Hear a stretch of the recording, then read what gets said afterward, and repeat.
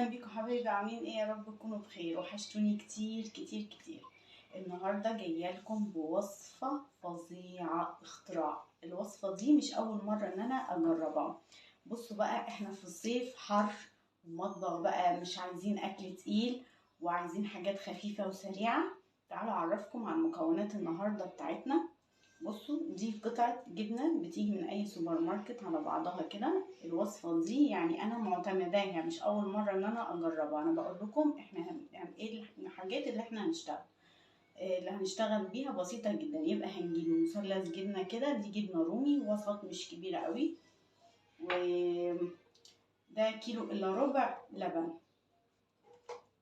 ملح وفلفل اسمر. احنا مش هنستخدم اي توابل غريبه ولا بهارات ولا اي حاجه، ملح وفلفل اسمر. اي كيس نوع مكرونه عندك انتي بتحبيها او تفضليها. تعالوا بقى نشوف احنا هنشتغل مع بعض ازاي، وهنحط ازاي مكونات وايه الدنيا معانا. يلا بينا، يلا. وهنا بجهز عندي طاجن صينيه بايركس او اي صينيه انتي عندك. انا عندي اصغر صينيه، انا مش هعمل كم كبير. هجهزها اهو. عندي كيس المكرونه،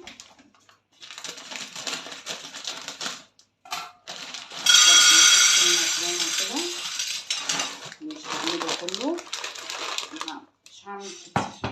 وهحط دي كده في النص اهو. والتوابل اهي، مش هكتر ملح لان معانا الجبنه بتبقى حادقه سيكه، فمش هنكتر التوابل بتاعتنا. وهنضيف مع بعض اللبن. بجد جامده جدا جدا جدا، مش هتزهقوا منها وهتكرروها على طول. انا كفايه معايا كده، مش هحط اللبن ده لان هي غطته بزياده. بصوا عامله ازاي. هجيب بقى ورق فويل وهبدا ان انا اغطيها، وهندخلها الفرن على درجه حراره 180 او 200 على الرف الاوسط. تبدأ كده ان هي تغلي كده في الفرن. هنطلعها وهنشوف شكلها مع بعض في كل المراحل السوا معانا، هنشوفها هنعملها ازاي. وهنا جبنا الورق الفويل، ونبدأ نغلف بيها الطاجن او الصينية بتاعتنا. احنا قلنا تتعمل في اي حاجة، مش شرط ان هي تتعمل بايركس. او عوري، خلوا بالكم انا اتعورت.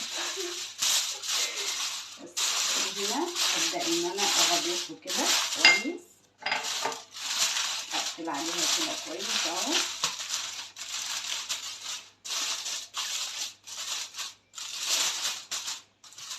واكون سخنت البايركس، واكون سخنت الفرن اهو. الفرن كان سخن عندي وانا قفلته اهو. بصوا الفرن، ابدا ادخلنا بقى الفرن على درجه اوسط اهو.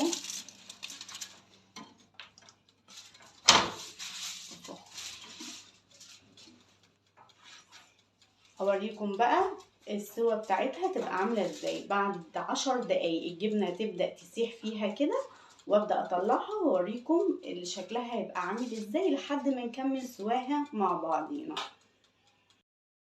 يلا بقى نشوفه. هنا احنا قلنا هنشوفه في كل مراحل السوا بتاعته. نطلعه مع بعض عشان نشوفه واصل لحد فين. ايه يا نوني، استني شويه. تعالى عشان مثلا هنا. تعالى نشوفه بقى كده. بصوا، واو، هو ده اللي انا عايزاه. عشاق المكرونه بقى، عشاق المكرونه يجمعوا هنا بقى عندي. يلا ويمنشنوا بقى لاصحابهم. لو وصلوا لحد هنا هقلبها كده تقليبه عشان الجبنه تسيح بقى كلها فيها كده. شايفين؟ من غير اي دهون ولا اي حاجه. شايفين الجمال؟ المكرونه بدات تستوي بقى معايا كده وتبقى جامده اخر جمدان. وهنا الجبنه بدات تسيح. انا طبعا هحطها كده، احاول اقلبها كده عشان تسيح فيها كلها. بصوا ازاي، بصوا ازاي، وريني يا جوجو. شايفين ازاي؟ يلا نمنشن بقى لبعض عشاق المكرونه اللي عايز يجرب الوصفه دي يبدا يمنشن كده، وهنحطها تكمل سواها وهوريها لكم برضو بعد ما تخلص خالص هيبقى شكلها عامل ازاي. استنوا نحطها في الفرن مع بعض